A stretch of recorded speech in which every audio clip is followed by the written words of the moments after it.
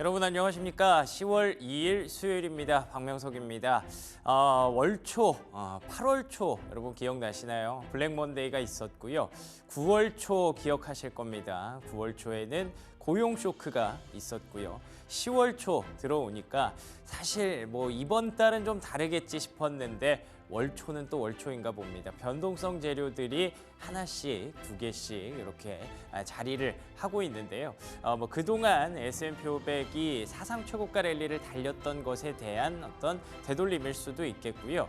악재성 재료들의 무게감이 어느 정도인지 좀 명확한 판단이 좀 필요할 것 같은 상황인데요. 그래서 지금부터 브리핑 뉴욕으로 뉴욕 증시 마감 흐름 이틀 동안에 어떤 일들이 있었는지 한번 정리해 보도록 하겠습니다. 자, 일단 간밤에 뉴욕 증시 마감 상황 보시면요. 보시는 것처럼 색감이 좋지 않죠. 올 블루입니다. 다우지수와 나스닥 지수 그리고 S&P 500 지수까지 모두 하락으로 마감했고요. 특히나 나스닥이 1.5%까지 밀렸습니다. 성장주 쪽에서 특히 반도체 쪽에서 또 한 차례 밀리는 모습이 좀 있었고요. 반도체뿐만 아니라 전반적으로 오늘은 시장의 흐름이 별로 좋지 않았다라고 말씀드릴 수가 있을 것 같습니다. 잠시 후에 그 내용들은 체크 포인트로 살펴보고요. 일단 종목들로 한번 보시면은 엔비디아 3.6% 급락했을 뿐만 아니라 빅테크, M7 종목들이 일제히 좀 부진한 모습이 나타났습니다. 뭐 개별적으로 종목들의 희비가 좀 갈리기는 했지만 빠진 종목들, 뭐 애플이나 엔비디아 같은 종목들은 이렇게 좀 큰 폭으로 하락하기도 했고요. 테슬라가 내일 이제 인도량이 발표가 될 텐데 그걸 앞두고 1% 넘게 2% 가까이 밀리는 모습도 나타났습니다. 이외에 로키드 마틴 그리고 알리바바 이 두 종목 가져와 봤는데요. 기사는 다들 보셨을 거예요. 이제 중동의 그 불안했던 정세, 이란이 결국 이스라엘의 예루살렘 텔아비브 쪽으로 미사일을 쏘아 올렸습니다. 뭐 크게 인명 피해는 없었다고 합니다만 이란이라는 이름의 무게 조금은 다르게 느껴지죠. 로키드 마틴 방산주 급등했고요. 에너지 관련주들 같이 좀 올랐습니다. 잠시 후에 챙겨보도록 하죠. 그리고 알리바바의 경우에는 월요일에 중국 증시 보고 저도 정말 깜짝 놀랐는데요. 증시, 그러니까 지수가 10% 급등하는 날이 있구나, 중국 증시에. 그 생각을 좀 했었는데 이 흐름 미국에서도 계속 이어지고 있습니다. 알리바바의 상승세, 간밤에 그나마 볼만한 섹터 중국 관련 ADR이었다라고 보시면 되겠네요. 자, 그러면 체크 포인트들 오늘 좀 할 얘기가 많습니다. 자, 첫 번째 체크 포인트부터 한번 챙겨보도록 하죠. 요 사진, 이게 이스라엘의 상공입니다. 실제로 미사일이 무려 200여 발 떨어졌다고 합니다. 이란에서 쏘아 올린 거고요. 다행히도 사망한 사람은 없다고 해요. 그중에서 뭐 다친 사람이 한 2명 정도, 파편 튀어서 다친 사람이 2명 정도 나왔을 수준이면 아시겠죠? 200발이 떨어졌는데 2명만 다쳤다? 그만큼 다 요격을 했다는 겁니다. 이걸 보면서 두 가지 생각이 들었어요.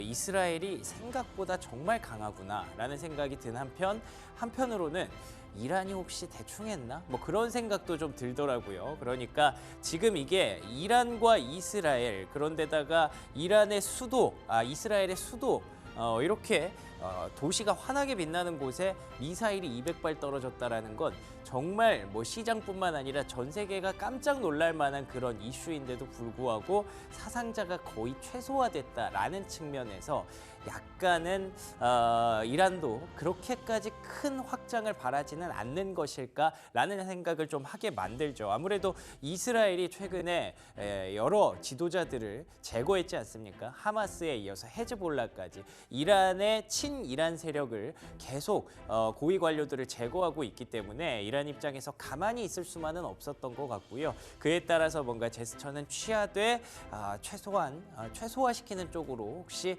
움직였을까라는 생각을 하게 되는데 사실 전쟁이라는 게 예측과 대응 이런 게 아무런 의미가 없기 때문에 일단 지금 팩트만 보고 200발이 떨어졌고 사상자가 크지 않았다 정도로만 보고 각자의 어떤 인사이트가 좀 달라질 것 같기는 합니다. 다음 장 넘겨주시면 제가 그래도 조금은 진지하게 조금은 심각하게 받아들이는 이유 중에 하나가 그동안 중동에서 뭐 이스라엘이 누구를 제거했다, 뭐 누구랑 크고 작은 싸움을 하고 있다, 후티 반군이랑 또 다 대립이다, 뭐 이런 얘기가 계속 있었는데도 불구하고 유가는 계속 빠졌거든요. 그런데 간밤만큼은 3.6% 유가가 국제 유가가 급등했습니다. 결국 이란이라는 이름의 어떤 무게감은 확실히 좀 다른 것 같습니다. 이란과 이스라엘이 혹시라도 전면전으로 가게 된다면 국제 유가뿐만 아니라 호르무즈 해협도 닫힐 가능성이 높아지고요.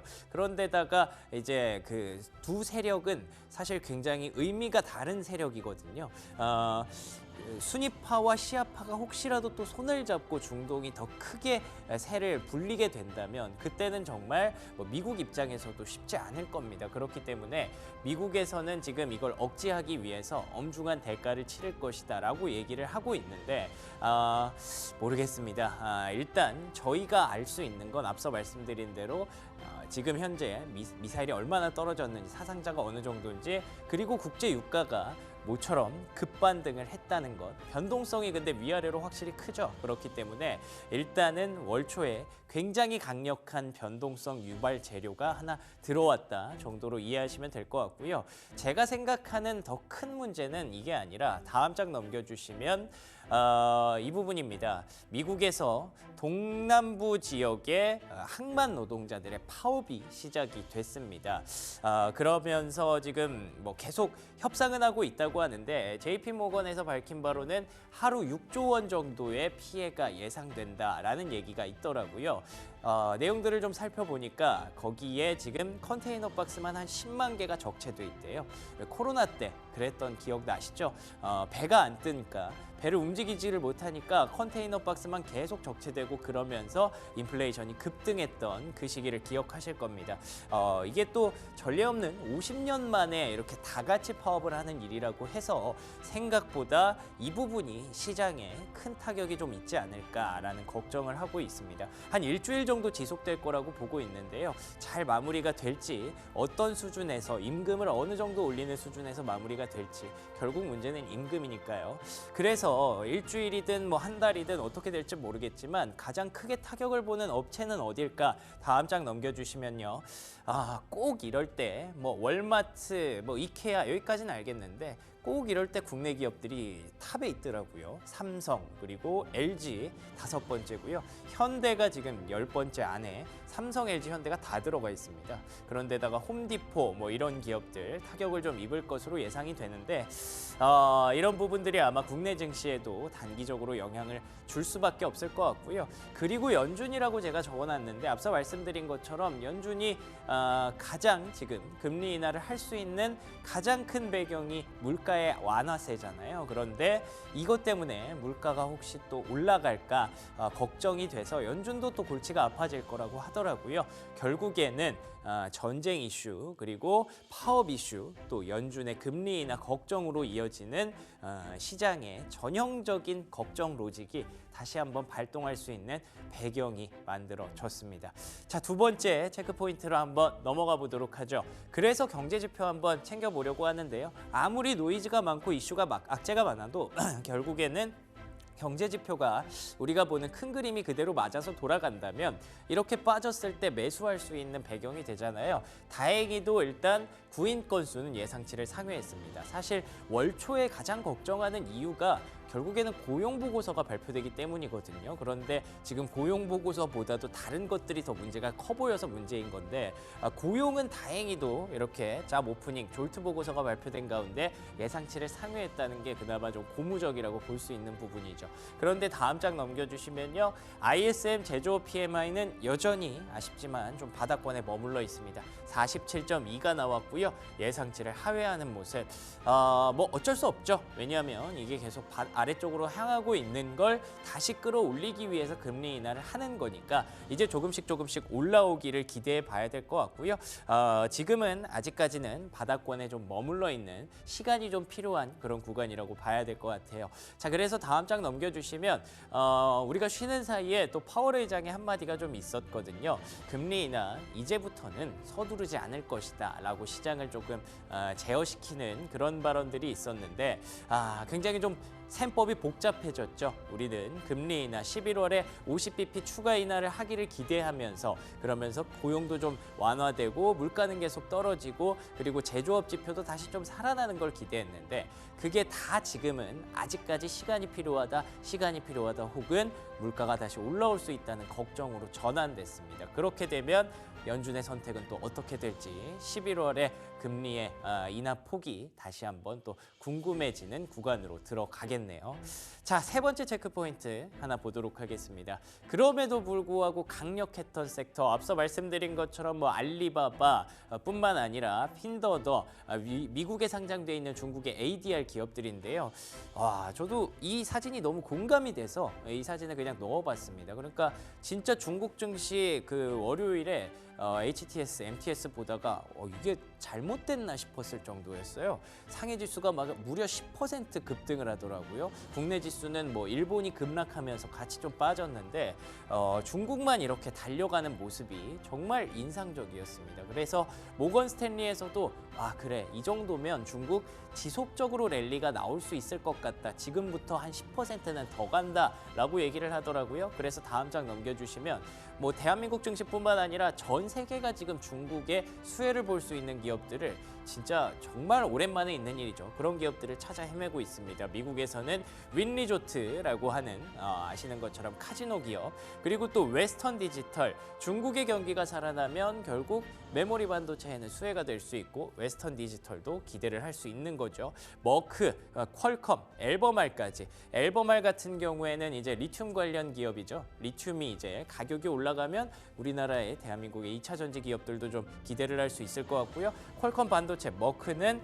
제약바이오 업체이기 때문에 이런 기업들을 중심으로 힌트를 한번 찾아가면 될 것 같은데 다음 장 넘겨주시면요. 중국 여러분들 신뢰를 어느 정도 하십니까? 저도 아직은 좀 잘 모르겠거든요. 그래서 2015년과는 다르다라고 얘기를 하는 부분들도 한번 가져와 봤습니다. 2015년이 전고점이에요. 지금 그 이후 10년 동안 거기까지 간 적이 없거든요. 그래서 이번에 갈 수 있느냐 없느냐를 놓고 계속 보는 건데 외국의 기관 투자자들이 중국 주식 투자 규모를 여전히 최저치로 가져가고 있고 소매 판매 제조업 PMI 또 어제 차이신 제조업 PMI가 발표가 됐는데 아직까지 여전히 위축 국면에 들어가 있습니다. 예상치보다는 좀 높았어요. 그렇게 경제지표 부진이 지속되고 있기 때문에 아직까지 그렇게 긍정적으로 볼 건 아니다라는 얘기들. 그런데다가 최근에 굉장히 억눌려 있던 투심이 단기적으로 폭발하고 있는 과정이어서 의외로 목표했던 수준까지 너무 빨리 와버렸다라는 것도 시장에서 좀 걱정을 하고 있는 부분이죠. 그런데 이에 반해서 다시 생각해보면 앞에 있었던 갑자기 악재가 너무 많아졌잖아요. 그래서 볼 게 지금은 중국밖에 없거든요. 그러면 또 쏠림이 단기적으로 강화될 수 있기 때문에 모르겠습니다. 데이 트레이딩과 그리고 또 조금 스윙하시는 분들 그리고 또 장기 투자하시는 분들에 따라서 각자 투자 포인트가 좀 달라질 것 같기는 하네요. 어찌됐든 지금 시장에서 볼만한 건 중국밖에 없어 보이는 그런 상황입니다.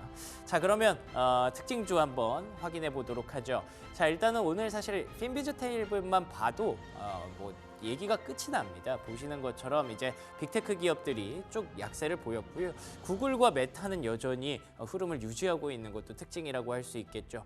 빨간색보다도 녹색이 저는 오늘 중요하다고 보는데요. 보시는 것처럼 방산업체 강세를 보였던 흐름 확인이 되고요. 에너지 업체 중동의 이슈가 방산과 에너지에 그대로 좀 영향을 미쳤습니다. 그리고 유틸리티 이런 업체들이 상승했던 걸 봤을 때 지금 시장은 방어주를 열심히 찾고 있구나라고 봐야 될 것 같습니다. 그래서 이런 이슈들은 앞에서 다 얘기했으니까 간단하게 특징주 세 가지 빠르게 짚어보고 넘어갈게요. 자동차 업종의 이슈가 하나 있었는데요. 3분기 신차 판매량이 좀 좋지 않았습니다. 스텔란티스의 주가를 보고 계신데 GM이 2.2% 빠졌고요. 도요타가 8% 빠졌는데 스텔란티스의 경우에는 어제 우리가 쉬는 동안 가이던스를 떨어뜨리면서 주가가 폭락했습니다. 전반적으로 자동차 업종 자체가 조금 현재 부진한 그런 상황이라고 봐야 될 것 같은데요. 결국 핵심은 저가형 모델, 인플레이션의 어떤 두려움 때문이라고 합니다. 그런데 여기서 또 챙겨볼 만한 건 현대차의 하이브리드 호조. 현대차가 그리고 좀 가격 경쟁력이 있잖아요. 오히려 이럴 때 현대차는 5% 매출이 올랐다고 하니까 여기 안에서 감을 좀 잘 잡아가야 될 것 같고요. 두 번째 특징주, 그런데 이렇게 악재가 많은데도 불구하고 신고가를 경신하고 있는 라이브네이션이라는 기업 가져와 봤습니다. 사막의 오아시스라고 달아봤는데요. 그만큼 뭐 오아시스처럼 좋다라는 것도 있지만 아시는 것처럼 오아시스라는 밴드가 재결합하면서 이 라이브네이션이 공연하는 업체잖아요. 공연 기획하고 거기서 티켓 판매 수익으로 돈 버는 업체인데 보시는 것처럼 연일 급등 랠리를 보여주고 있습니다. 오아시스 대단하죠. 그런데다가 뭐 콜드플레이에 뭐 굉장히 다양한 그런 해외의 그런 스타들을 좀 확보하고 있더라고요. 스타들의 공연을 확보하고 있더라고요. 요즘 가을이라 또 이런 페스티벌도 많던데 이런 종목들 국내에서도 엔터주들 최근에 반등하는 모습 심상치 않은 것 같습니다. 자, 세 번째 특징주 마지막으로 하나만 챙겨보면요. 나이키입니다. 지금 현재 시간의 주가가 1.3% 마이너스로 돼 있는데 아쉽지만 이게 제가 들어오기 직전에 보니까 거의 7%로 바뀌어 있더라고요. 실적 부진에도 CEO 믿는다라고 기대를 했습니다만 가이던스를 결국 없애버렸습니다. 그만큼 나이키가 최근에 잘 안 된다는 거고요. 제가 봐도 최근에 패션 시장에서 나이키가 가지는 비중이 많이 떨어지고 약간 좀 구식의 느낌으로 좀 전환이 된 것 같습니다. 이 부분을 다음 CEO가 어떻게 이겨낼 수 있고 어떤 방법으로 나이키 주가를 좀 살려낼 수 있을지 조금 더 시간을 두고 봐야 될 것 같네요. 여기까지 브리핑 뉴욕이었고요. 프리미엄 미국 주식으로 이어가겠습니다.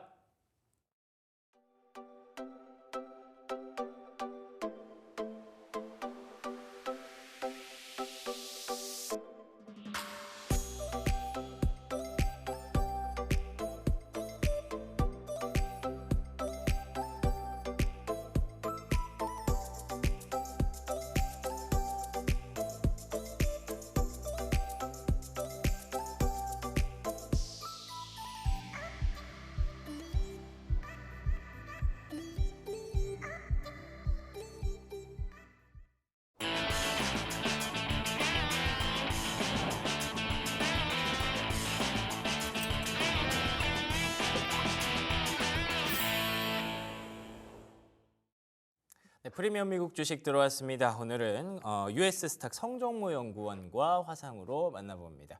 연구원님 안녕하세요. 예, 안녕하십니까. 네, 반갑습니다. 우리가 좀 하루 쉬는 동안 뉴욕 증시, 특히 뭐 글로벌 이슈 전반적으로 좀 여러 가지 이슈들이 좀 있었더라고요. 근데 악재성 재료들이 좀 많이 보이던데 어떤 부분들 보셨나요? 예, 아무래도 어제 뭐 새로운 경제 지표들 발표도 있었는데, 근데 그런 경제 지표 발표를 다 무시할 정도로 이 시장을 지정학적 리스크가 지배해 버렸습니다. 아무래도 이제 이스라엘에서 또 레바논과 헤즈볼라, 이제 헤즈볼라 수뇌부 제거 작전도 있었고, 그래서 이란이 그에 대한 보복 개념으로 이스라엘 본토에 직접적으로 이제 탄도 미사일을 공격하면서 어제 밤새 정말 많은 이제 미사일 그 요격과 그런 이제 계속해서 지정학적 리스크가 고조되더라고요. 물론 이제 결과적으로 뭐 이스라엘 측에서는 그렇게 피해를 보지 않았다라고 발표를 하고 뭐 이제 조금 더 추후 상황을 지켜보겠다라고 했지만 근데 여전히 뭐 이스라엘에서 계속해서 이란에 또 보복할 거고 이란 측에서도 이스라엘이 다시 보복에 나서면 또 재보복에 나설 거다라면서 계속해서 현재 지정학적 위기가 좀 고조되고 있는 상황입니다. 그리고 좀 더 기간을 길게 보아도 이게 진짜 단기간에 끝나진 않겠다라는 생각이 드는 게 유대교죠. 결국 이스라엘이 유대인들이 사는 지역의 국가다 보니까 유대교를 믿고 있는데 유대교 최대 명절인 욤키푸르라는 이 유대교 명절이 올해는 10월 11일에서 12일 날 예정돼 있습니다. 이날 좀 많이 다 쉬고 좀 축제를 즐기는 분위기인데 과거에도 이 욤키푸르 이날에 그 좀 뭐 이스라엘 좀 안 좋게 보는 뭐 과거에 시리아나 이집트가 그랬고 작년에는 하마스가 그랬던 것처럼 올해도 이란이 이 날짜에 또 한 번 뭐 도발을 할 가능성이 있지 않을까 약간 이런 이야기도 나오고 있어서 당분간 이 욤키푸르 이날이 그 지나가기 전까지는 조금은 조심스럽게 시장을 지켜볼 필요도 있겠다 그런 생각이 많이 들고 있는 상황입니다. 그리고 이렇게 지정학적 이벤트가 발생하다 보니까 결국에 그러면 시장이 좀 앞으로 무너지는 거 아닐까 막 그런 우려를 하는 경우도 많은데 근데 미국 증시 역사에는 정말 많은 통계가 존재합니다. 이렇게 지정학적 이벤트가 뭐 세계 2차 대전 이전부터 그리고 최근에 이렇게 뭐 이란의 또 이스라엘 공격 이런 이벤트들 이후로 주가가 어떤 움직임을 보였는지 평균 데이터가 있는데 보통 지정학적 이벤트 발발하고 평균 한 1개월 정도만 주가가 소폭 하락했지 뭐 3개월, 6개월, 12개월 지나니까 주가가 상승했더라 이런 사례가 있어서 시장을 너무 비관적으로 보기보다는 그래도 항상 공포에 매수하라 그런 걸 기억하면서 좀 긍정적으로 접근해 보는 게 어떨까 그런 생각이 많이 들고 있습니다. 실제로 뭐 미국 증시에 이렇게 리즌 투 셀이라 해가지고 팔아야 할 이유 항상 정말 많이 나오고 있는데 미국 증시에 뭐 세계 2차 대전부터 시작해서 이렇게 대한민국의 6.25 전쟁 그리고 또 뭐 이라크의 쿠웨이트 침공 그리고 최근에 이렇게 이스라엘 하마스 전쟁 또 이란과 이스라엘의 갈등 이런 이슈들이 있었지만 미국 증시는 항상 실적과 함께 우상향한 역사를 보여주고 있으니까 좀 긍정적으로 접근해 보자 볼 수 있겠습니다. 그리고 또 이렇게 흥미로운 통계가 하나 준비해 왔는데 어쩌면은 그냥 미국 증시는 현재 과거 통계대로 가고 있다라고도 볼 수 있을 것 같습니다. 9월까지, 그러니까 1월에서 9월까지 YTD 수익률이 20% 이상 상승한 사례가 역사적으로 9번 있었는데 그 9번 중에 7번은 이제 10월 달에 주가가 소폭 하락했더라고요. 아무래도 1월에서 9월까지 주가 너무 가파르게 달리다 보니까 10월 한 달은 좀 쉬어가는 흐름 보여줬는데 그래도 4분기 전체로 봤을 때는 10월엔 안 좋았지만 11월, 12월에는 강했다. 이런 데이터 있어서 그래도 10월에 이렇게 시장이 안 좋으면 긍정적으로 오히려 저가 매수에 나서야 하지 않을까 그런 쪽으로 보면 좋을 것 같고 그리고 항상 이렇게 S&P 500에 1분기, 2분기, 3분기, 4분기 나눴을 때 가장 좋은 분기는 4분기입니다. 아무래도 연말에 이제 크리스마스, 산타랠리 기대감도 있고 또 연말 쇼핑 시즌부터 미국은 항상 소비의 국가다 보니까 소비 강세와 함께 주가 상승한 경향이 정말 짙은데 이번 4분기에도 결국 이제 연말 쇼핑 시즌, 산타랠리 또 그 시기를 앞두고 10월에 주가 조정이 나타나면은 매수로 대응해 보자 그렇게 볼 수 있겠습니다. 대선도 결국 11월에 끝나게 되면은 대선이 있는 해 대선 끝난 뒤부터 주가가 상승하더라 그런 통계 데이터 있으니 이번 좀 전쟁 너무 부정적으로만은 보지 말자 그렇게 하면 좋을 것 같고요. 좋습니다. 역사적인 통계들이 뭐 다 어느 정도 기록으로 연결이 되는 거지만 그래도 또 올해는 좀 다를 수도 있기 때문에 뭐 변수 같은 것들도 생각을 해봐야 될 것 같고요.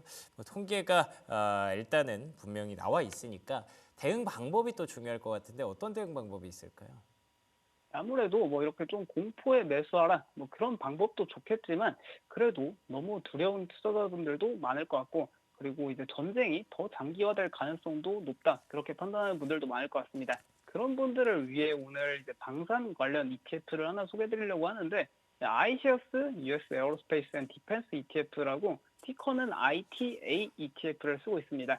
최근에 여기 아무래도 항공주, 항공 부품주, 그리고 방산주들로 구성된 ETF다 보니까 최근 좀 지정학적 갈등 이슈도 있고 뭐 항공기 시장, 이제 민간 항공기 시장, 보잉의 생산 차질도 있다 보니까 이런 뭔가 항공기 유지 보수 부품 그리고 방산 기업들이 상대적으로 더 잘 나가는 퍼포먼스를 계속 보이고 있더라고요.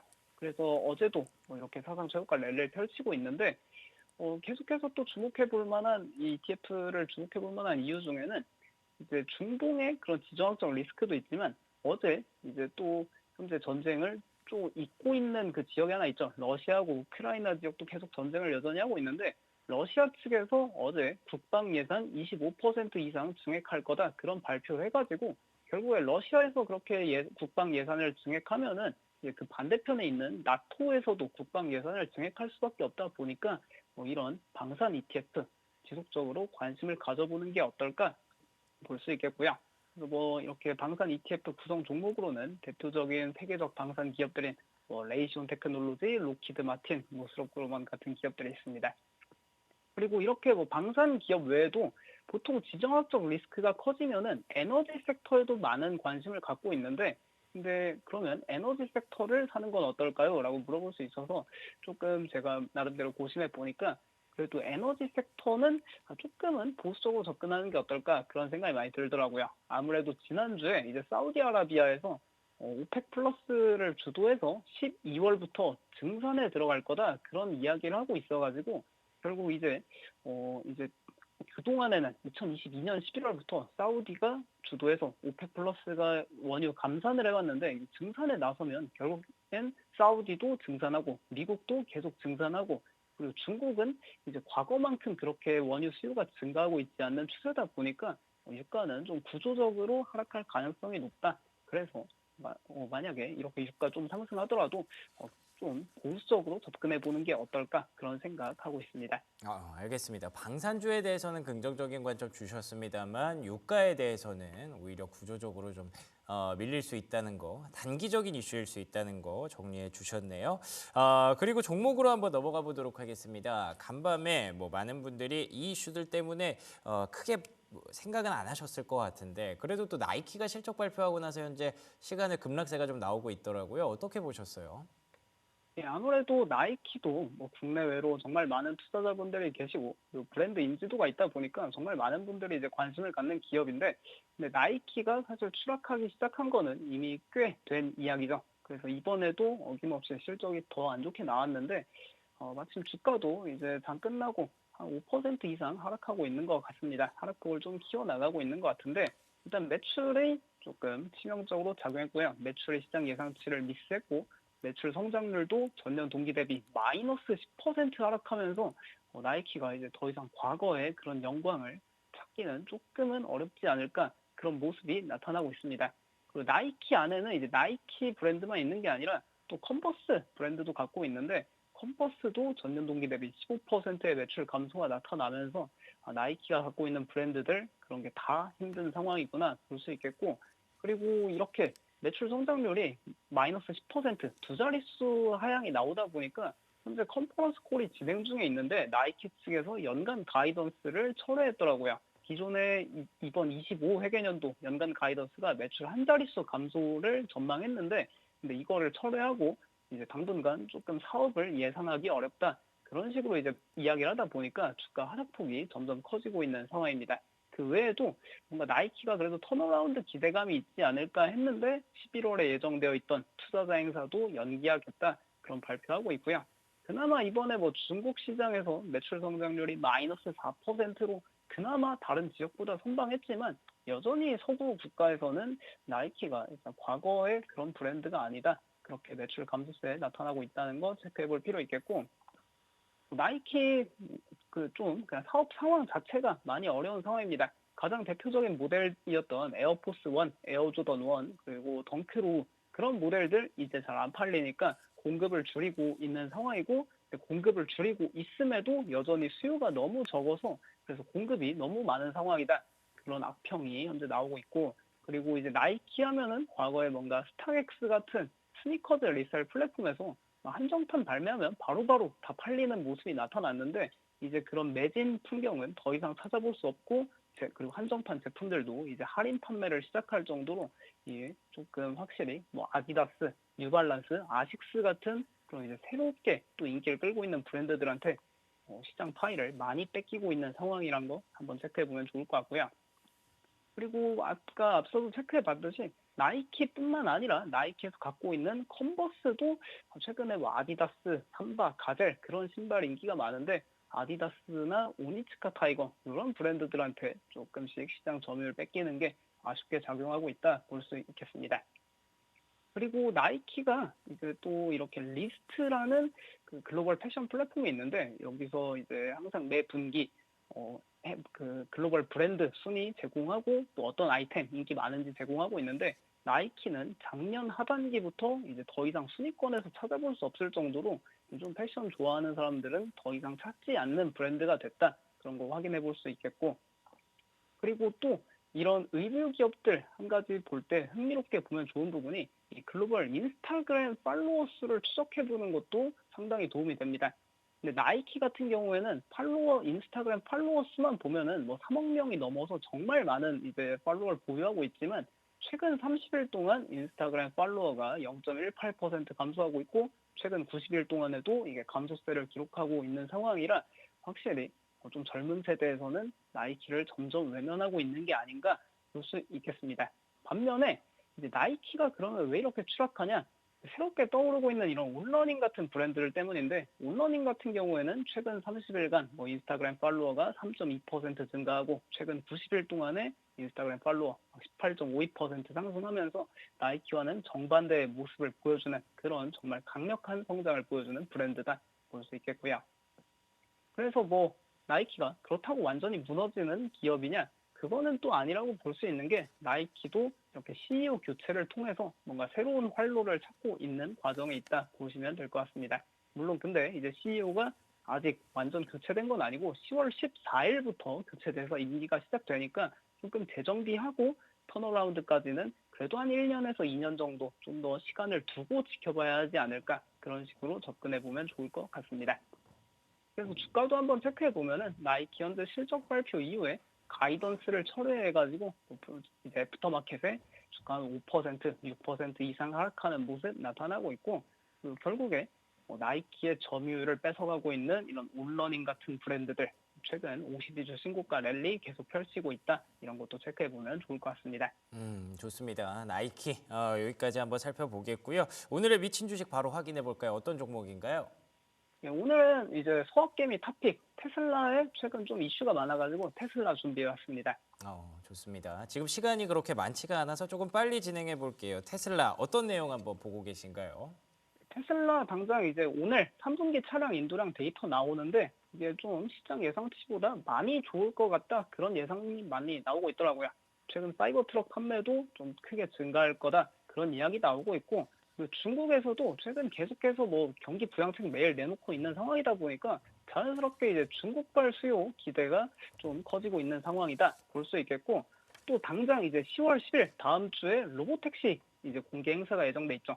그래서 여기서 로보택시나 자율주행, 그리고 또 테슬라 휴머노이드 로봇 이런 공개 가능성이 높으니까 점점 기대감이 커지고 있다. 투자 심리가 많이 개선되고 있다 볼 수 있겠습니다. 그 외에도 이제 완전 자율주행 FSD 관련해서도 내년 초에 내놓는다고 하니까 이제 점점 시간이 올수록 기대감이 커지고, 또 FSD뿐만 아니라 테슬라 저가 모델도 내년 상반기 출시한다 하니까 이제 결국에 작년 올해 초까지는 이게 너무 오래 걸리는 거 아니냐 했던 것들이 이제 점점 다가오고 있어서 투자 심리 개선 요인이 가장 크다 볼 수 있겠습니다.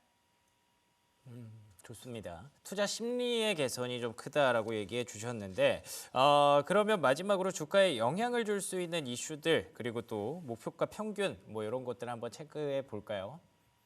테슬라 같은 경우는 워낙 이제 좀 독특한 기업이고 팬도 많고 안티도 많은 기업이다 보니까 투자 의견은 좀 극명하게 갈리고 있는 상황이고요.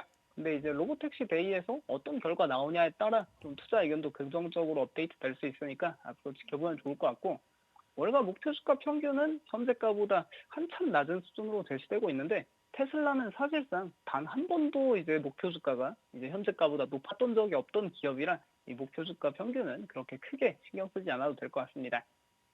그리고 테슬라 마지막으로 다시 한번 투자 포인트 짚어보면, 이제 오늘 당장 3분기 차량 인도량 발표 나오고, 그리고 로보택시 행사 다음 주에 있고, 그리고 한 2주에서 3주 뒤에는 3분기 실적 발표 있으니까 이런 다가오는 이벤트들이 앞으로 긍정적으로 작용할 수 있다라는 것을 투자 포인트로 찍겠습니다.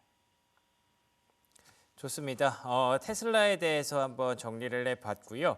말씀하신 대로 사실 테슬라의 목표가는 크게 중요하지 않을 때가 많더라고요. 최근에 주가가 단기적으로 좀 반등하면서 목표가와 괴리가 생겼는데 투자 의견은 그대로 유지를 하되 목표가를 계속 또 올려주시는 분들이 계시더라고요. 이런 부분들 감안하면서 여러분 테슬라 내일이죠. 3분기 차량 인도량이 어떻게 나오는지 주목을 좀 해보시면 될 것 같고요. 그 전에 앞서 저희가 말씀드린 대로 이런 이슈들이 다 묻어질 정도로 지정학적 리스크와 그리고 해운 파업 이런 이슈들이 좀 커지고 있기 때문에 다 소화를 잘 해내는지 이 부분도 잘 챙겨 보셔야 될 것 같습니다. 오늘은 나이키와 테슬라까지 내용 한번 살펴봤네요. 지금까지 US스탁 성정모 연구원과 얘기 나눠봤습니다. 오늘 좋은 말씀 고맙습니다. 예, 감사합니다. 네, 여기까지 미국 증시 흐름들 한번 살펴봤고요. 이어서 국내 증시 흐름으로 넘어가 보도록 하겠습니다. 브리핑 서울 최인 앵커와 함께합니다. 네, 수요일 브리핑 서울 함께하겠습니다. 보통 투자자들에게는 휴일이나 주말은 불확실함이죠. 오늘 국내 증시는 또 한 번에 우리가 쉬는 동안 있었던 이슈들을 어떻게 소화해낼지가 궁금해지는데요. 일본과 중국, 아시아 증시 흐름이 굉장히 좀 급변하는 모습 계속해서 보여주고 있습니다. 일본의 자민당 선거 총재 그 결과 발표 이후에 일본 증시가 급락했었죠. 월요일에 급락이 나왔었고 어제는 2%의 반등 니케이 보여줬었고요. 중국 증시는 너무 좋습니다. 경기 부양책 그리고 줄줄이 발표가 되는 그 지준율 인하라든지 여러 가지의 카드들로 이 정책에 대한 신뢰를 키워가고 있는 아시아 증시 그 안에서 중국 증시인데요. 자, 먼저 월요일에 마감가부터 살펴보실까요? 반도체 급락과 함께 코스피의 골이 깊었습니다. 2%의 하락으로 2,600도 이탈을 하면서 마무리가 됐고요. 코스닥 또한 12시경에는 한 반등, V자 반등까지 그려가나 싶었는데 이내 반락하면서 1.3%의 하락, 760선에서 장 닫았습니다. 원달러 환율의 하락세가 이어집니다. 9개월여 만에 1,300원대로의 진입을 알리면서 6개월여 만에 최저치를 찍었고요. 오늘도 이번 주에도 지속적으로 1,300원 그 초반선에서 계속해서 그 흐름이 전개될 것으로 보여집니다. 이시바 총재 당선 후에 긴축 가능성이 커지면서 일본 증시가 월요일에는 4%의 급락이 보였었죠. 금리 인상 추가적으로 이어간다면 긴축에 대한 우려감이 좀 커져간다라는 부분에서 증시 급락이 나왔었고요. 우리 국내 증시 안에서 특징주 살펴보겠습니다. 제닉스가 코스닥에 첫 발을 내디뎠습니다. 새내기주인데요. 물류 자동화주, 그러니까 로봇주라고 보시면 되겠고요. 주가의 흐름이 장 초반엔 굉장히 좋았습니다만 시장이 받쳐주지 않아서일까요? 공모가 대비해서 15% 웃도는 상승으로 장을 마쳤고요. 네이버도 장중에는 주가의 흐름이 정말 좋았는데요. 4천억 원 규모의 자사주를 매입하고 소각하는 방침을 내세웠습니다. 주주 환원을 위함이겠죠. 원체 네이버 국민주인데 카카오와 더불어서 긴 터널을 이어가고 있습니다만 네이버는 조금은 다른 시각으로 볼 수 있을까요? 상승으로 아쉽게도 하락으로 전환이 된 채 마무리된 네이버 올라와 있고요. 해운주가 정말 좋았습니다. 그래도 장중의 변동성은 정말 컸었고요. 이번 주 그러니까 오늘도 추가적인 상승이 이어질지 좀 주목을 해보셔야 되겠습니다. 결국에는 미국 항만 관련해서 그 파업 이야기가 나왔고요. 지금 뭐 컨테이너를 하나 옮기는데 원래는 한 800만 원 들었는데 이제는 4천만 원이 든다고 하더라고요. 앞으로 더 비싸질 거다. 해상 운임 비용이 치솟고 있습니다. 그리고 파업에 대한 이야기까지 나오면서 이제 힘들게 잡아놨던 물가까지 뒤흔들리는 거 아닐까라는 우려의 목소리도 나와주는데요. STX 그린로지스가 대장으로 움직이죠. 지난 월요일에도 4% 상승 보여줬고요. 그 밖에 페노션과 흥하해온 HMM 시세 나오다가 좀 반락이 되기도 하는 모습 보여줬습니다. 건설주도 올라와 있는데요. DYD는 우크라이나 재건주로 보셔야 되겠습니다. 신세계건설, 이마트가 공개 매수 나선다, 자진 상장 폐지 추진하겠다라는 소식 속에 강하게 시세에 분출이 됐습니다. 13%, 삼부토건도 3%. DYD 우크라이나 재건주이지만 간밤에 지금 이란이 이스라엘에 한 미사일 200방을 날렸다고 하죠. 그러니까 보복 조치 나섰다라는 부분인데요. 오늘 아마 유가 관련주, 그러니까 중동 테마 관련주들의 들썩임이 좀 클 것으로 예상이 됩니다. 예의주시하셔서 시장 안에서 대응을 해보셔야 되겠고요. 이어서 반도체주 나와 있습니다. 시장의 급락 그 주인공. 계속해서 하락으로 견인을 해갔었던 삼성전자 결국에 4%의 하락, SK하이닉스 5%의 급락이 나왔습니다.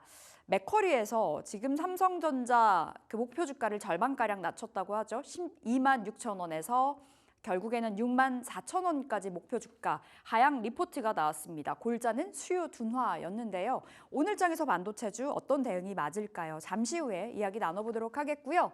자, 10월의 일정을 준비해봤습니다. 10월 1일까지 지나갔죠. 그리고 수요일 오늘부터 보셔야 되겠는데요. 미국의 부통령 후보 TV토론회가 잠시 후 10시부터 열립니다. 굉장히 주목도가 높은 TV토론회여서요. 이번에도 또 어떠한 이야기가 오갈지 시장 안에서 정책 테마주로 또 불리게 되는 종목 군단 어떤 쪽에서 탄생을 할지도 주목을 해보시면 좋을 것 같고요. 이제 내일 우리 시장엔 반영이 될 겁니다. 테슬라의 3분기 차량 인도량 발표가 있는데요. 지금 테슬라 관련해서 기대감 속에 2차 전지 달려주고 있죠. 그리고 목요일에는 신규 실업수당 청구 건수가 발표가 됩니다. 진짜 지금 파월이 이야기하듯이 경기가 소프트 랜딩, 그러니까 연착륙을 향해 좀 가고 있는 지표들이 나와주고 있는데요. 또 한 번의 변수가 나올지 금요일에 고용 데이터까지 살펴보셔야 되겠고요. 다음 주에는 삼성전자 3분기 잠정 실적 발표도 예정이 되어 있습니다. 자, 다음 보실게요. 2차 전지에 대한 시각 어떻게 봐야 될까요? 테슬라 3분기 인도량 발표를 앞두고 2차 전지의 흐름이 양호합니다. 진짜 웨드부시에서 말을 하듯 좋은 실적이 뽐내질 것인가에 대한 기대감이 굉장히 크고요. 하반기 들어와서 테슬라 주가가 계속해서 좀 상승세를 보여주고 있죠. 하반기의 주인공은 테슬라다라는 이야기까지 나와주고 있는 시점에서 2차 전지 한번 살펴보겠습니다.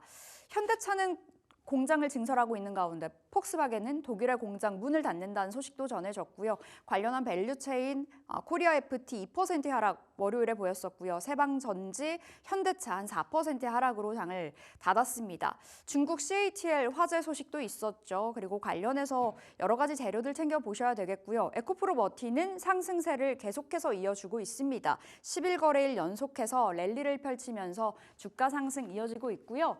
금양이 급락이 나왔습니다. 7%의 급락이었고요. 유상증자 소식 4,500억 원 규모의 유상증자 소식이었고요. 몽골 광산 회사를 작년 5월에 투자를 했었는데요. 이때 올해 연간 매출액 4천억 원, 영업이익 1,600억 원을 전망을 했는데요. 27일에 공시가 나왔는데 예상과는 정말 달랐습니다. 그 전망치에 한참 밑도는 숫자가 보여졌고요. 매출액이 66억 원, 영업이익이 13억 원. 영업이익만 따졌을 때는 기존 예상 대비해서 100분의 1 수준까지 좀 내려가는 그림이었습니다. 그렇다 보니 주가의 하방 압력 굉장히 컸었고요. 증권가에서는 여러 가지 리포트들 나와주고 있는데요. 월요일에 나왔던 리포트 에코프로비엠 목표 주가 25만 원으로 하향 조정된 NH의 리포트가 있었고요. 그리고 IBK 투자증권은 2차 전지 기업 3분기 실적 계속해서 좀 부진 이어갈 거다라는 분석, 4분기 또한 불확실한 구간에 놓여 있다라는 이야기였습니다. 2차 전지까지 반도체에 이어서 점검 받아볼게요. 궁금한 종목 Y로 넘어가 보겠습니다. 나도 투자자문의 이재규 본부장 함께 할게요. 어서 오세요. 안녕하세요. 네, 본부장님. 오늘장 반도체 어떻게 봐야 될지 참 궁금해지는데요. 지난 월요일에 급락이 또 한 번 나왔습니다. 특히나 네. 삼성전자 원체 이제 골 깊게 떨어져서 신저가를 다시 한번 갈아치웠고 지금 현 시점에서 반도체의 돌파구 어디라고 보세요? 네, 일단 뭐 실적이 삼성전자가 이번에 7일 날 아마 잠정 실적이 나올 겁니다. 그때 이제 실적이 어떻게 나오는지 이 부분이 굉장히 중요할 것 같고요. 지금 반도체 쪽에 대한 분석이 뭐 월가의 IB들마다도 계속해서 좀 다르게 나오고 있는 부분들이 있는데 일단 수출입 데이터 같은 경우는 잘 나왔다라고 보시면 좋을 것 같습니다. 뭐 굉장히 잘 나왔다라고 보긴 좀 어렵지만 그래도 우려했던 것보다는 저는 잘 나왔다라고 생각을 하고 있거든요. 그래서 그 수출입 데이터가 오늘 아마 시장에 반영이 될 가능성이 높은데 여기에서 이제 삼성전자에 대한 외국인들의 매도가 멈추는지 여부가 굉장히 중요할 것 같습니다. 다만 이제 삼성전자, SK하이닉스 지금 삼성전자 쪽 같은 경우는 수급이 굉장히 안 좋은 상태고요. 네. SK하이닉스 같은 경우는 상대적으로 나은 상태이기 때문에 오늘 수급의 향방에 따라서 반도체주에 대한 뭐 방향성이 좀 잡히지 않을까라고 생각을 하고 있습니다. 결국에는 수출입 동향에 따라서 우리나라 반도체 기업들이 반등을 하느냐 그 여부가 굉장히 중요할 것 같고요.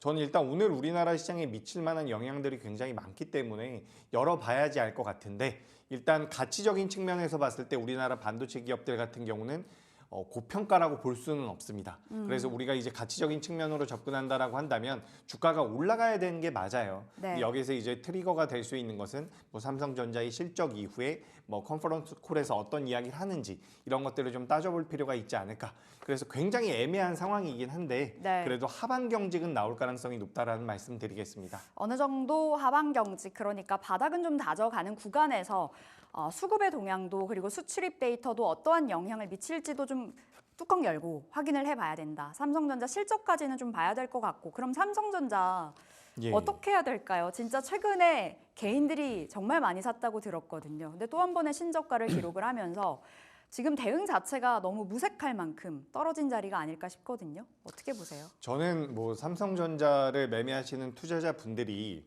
뭐 테마성을 가지고 매수했다라고는 생각을 하지 않거든요. 그래도 우리나라의 대표적인 기업이고 규모가 있는 기업으로서 투자의 관점으로 접근했다라고 보고 있는데 그렇다라고 한다면 지금 매도할 상황은 아니라고 보고 있습니다. 네. 만약에 지금 삼성전자를 보유하고 계신다라고 한다면 주가가 더 밀릴 수는 있어요. 하지만 조금 시간이 지나면 올라올 가능성이 높다라고 보고 있습니다. 그러니까 삼성전자라는 기업이 우리나라에 상장된 이후에 이제 기준이 될 수 있는 PBR을 기준으로 봤을 때 현재 수준은 거의 저점대 구간이 맞거든요. 그래서 앞으로 안 좋은 내용들이 조금 더 들릴 수는 있지만 그래도 삼성전자가 가지고 있는 요 캐파 쪽에 대한 모멘텀들, 메리트를 좀 가져간다라고 한다면 저는 괜찮을 것이다 라고 말씀을 드리고 싶습니다. 그래서 바로 반등은 어렵겠지만 지금부터 그래도 하반 경직 보여주면서 시차를 좀 둔다라고 한다면 저는 올라올 가능성이 높다. 이렇게 네. 좀 말씀드리고 싶고요.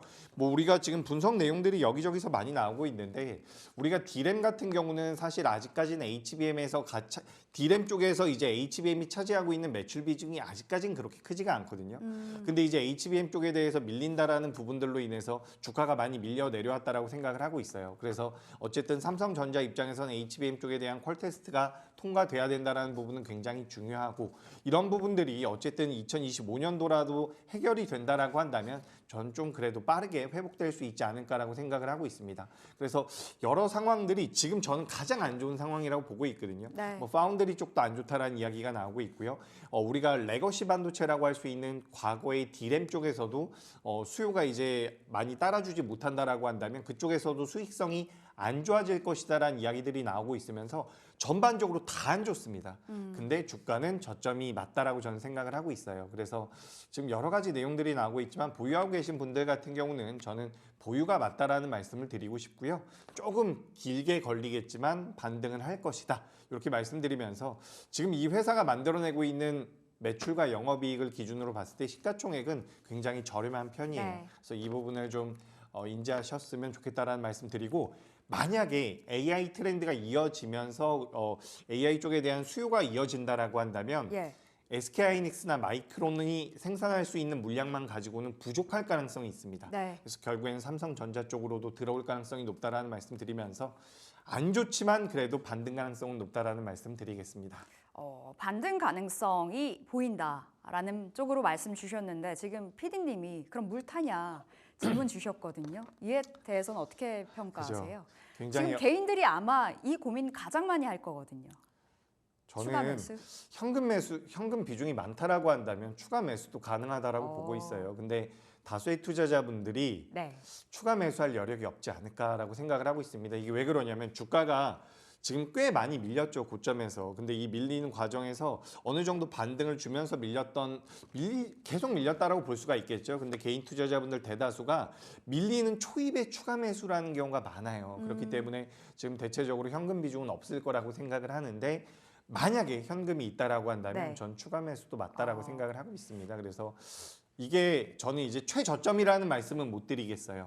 하지만 우리가 지금 삼성전자가 무슨 잡주도 아니고요. 그렇죠. 실적이 안 나오는 기업도 아니죠. 우리가 테마주라고 한다면 이게 어디까지 빠질지 모르기 때문에 매도하시고 나중에 대응을 하겠습니다. 라고 말씀드리겠지만 삼성전자라고 한다면 네. 저는 그래도 안 좋은 내용들 많이 나오지만 여기서 추매도 가능하다. 이렇게 좀 말씀드리고 싶고요.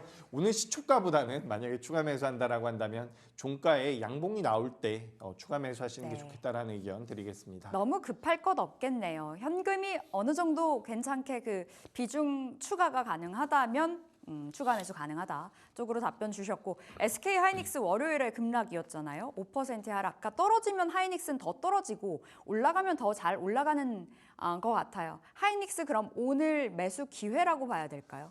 제가 이게 참 하이닉스를 항상 뭐 7월 달이랑 8월 달 초에는 제가 매도해야 된다라는 말씀을 많이 그러니까요. 드렸거든요. 네. 근데 반등 주면 19만 원까지 반등을 줄 겁니다라고 항상 이야기를 해왔었어요.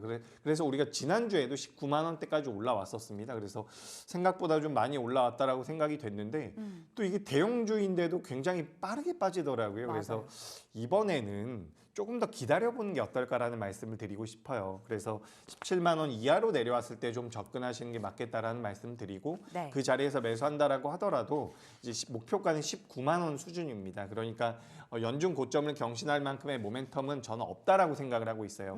굉장히 좀 야속하게 들릴 수도 있겠지만 지금 우리가 이 반도체 쪽에 대한 분석은 모건 스탠리도 그렇고요. 안 좋게 내놓고 있는 쪽도 있고 반대로 골드만삭스 같은 경우는 또 굉장히 긍정적으로 내놓고 있거든요. 하지만 이 긍정적으로 나오고 있는 내용들에 대해서 우리가 면밀히 생각을 해보면 알고 있던 내용입니다. 2분기에도 제가 반도체 쪽에 대해서 말씀드릴 때 3분기와 4분기까지 좋을 겁니다라는 말씀을 많이 드렸거든요. 그래서 당시에는 반도체 좋습니다라고 했었는데 일단 꺾이고 났을 때는 경계를 해야 되기 때문에 전 지금 SK하이닉스 매수 기회는 맞는데 17만 원 이하로 내려왔을 때 좀 접근해 보시는 게 어떨까라고 말씀드리고요. 반등 나올 때도 계속해서 랠리가 이어진다라는 관점보다는 19만 원 선에서는 다시 한번 자르는 네. 게 맞지 않을까라는 의견 드리겠습니다. 알겠습니다. 거의 단기 트레이딩이 가능한 요즘의 하이닉스인 것 같아요. 네. 그럼 반도체 지금 자리 탑픽은 어떤 종목일까요? 예, 제가 예전에는 파크 시스템즈라는 기업을 한번 예. 말씀드렸는데 오늘은 KC텍이라는 기업을 준비를 해봤습니다. KC텍 같은 경우는 우리가 CMP라고 해가지고 연마하는 기술력을 가지고 있는 기업이에요. 우리가 계속해서 적층을 하게 되면 거기를 평평하게 만드는 기술력이 필요한데 그에 따라서 KC텍이 부각이 될 가능성이 높다라고 보고 있습니다. 지금 HBM3E에서 8단에서 쪽이 어떻게 보면 주력이 될 가능성도 높았는데 바로 12단으로 넘어갈 가능성이 높다라고 이야기가 나오고 있어요. 그래서 반도체를 계속해서 쌓아 올리기 위해서는 그 표면이 평평해야 되는데 거기에 대한 기술력을 가지고 있다. 라고 보시면 좋을 것 같고요. 원래 KC텍이라는 기업이 삼성전자 향 기업이었다라고 보시면 좋은데 2024년도부터는 이제 SK하이닉스 향 매출도 잡히기 시작을 하고 있습니다. 그래서 HBM 쪽에 대한 수요가 어쨌든 이어지게 된다라고 한다면 뭐 SK하이닉스라든지 마이크론 같은 기업들의 주가 흐름 자체는 어느 정도 조정을 받을 수도 있겠지만 등락 자체가 제한적일 가능성이 높겠지만 지금 장비주들 같은 경우 상승할 여력이 종목별마다 있다라고 저는 생각을 하고 있기 때문에 KC텍 좀 보시는 게 어떨까라고 말씀드리고 싶고요. 네. 그리고 이게 세정 장비 쪽으로도 향후에 기대감이 좀 있는 부분들이 있기 때문에 뭐 전천후 장비주로서 KC텍 눈여겨보시는 게 어떨까라고 말씀드리겠습니다. 목표가는 제가 39,000원으로 좀 타이트하게 잡아드리고요. 39,000원까지 올라오게 되면 다시 한번 말씀드리도록 하겠습니다. 손절가는 31,000원 의견 드리겠습니다. 네, KC텍 탑픽입니다. 목표가 39,000원 그리고 하단은 31,000원으로 잡아볼게요. 2차 전지도 이야기 나눠볼게요. 이제 테슬라 3분기 차량 인도량 발표가 목전에 다가온 상황인데 2차 전지의 반응이 나쁘지 않은 것 같습니다. 진짜 바닥 다졌나? 지난번에도 질문 드린 것 같은데 어떻게 평가하세요? 좀 바뀌었나요? 이게 참 어려운 게 제가 삼성전자라든지 반도체는 네. 안 좋다라는 이야기를 한 2달 정도 했고요. 그리고 2차 전지 좋다는 얘기를 2달 정도 했는데 여기서 또 바닥을 다졌다라고 한다면 주가가 저점 대비해서 좀 올라오긴 했어요. 네. 그래서 저는 개인적으로 수익이 나고 있는 분들은 조금 줄이셨으면 좋겠는데 2차 전지의 업황이 아니라 이제 주가 자체는 전 돌아설 가능성이 높다라고 보고 있습니다.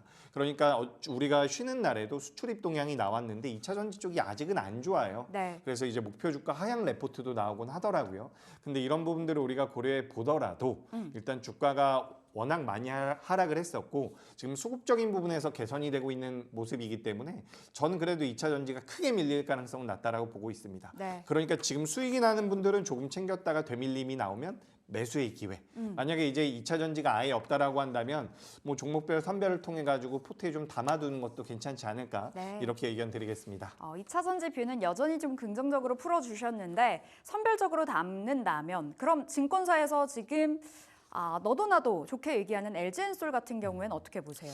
LG 에너지 솔루션 같은 경우 일단 2차 전지 쪽에서 대장주라고 볼 수가 있죠. 주가 흐름이 나쁘지가 않습니다. 다만 실적적인 부분은 안 좋아요.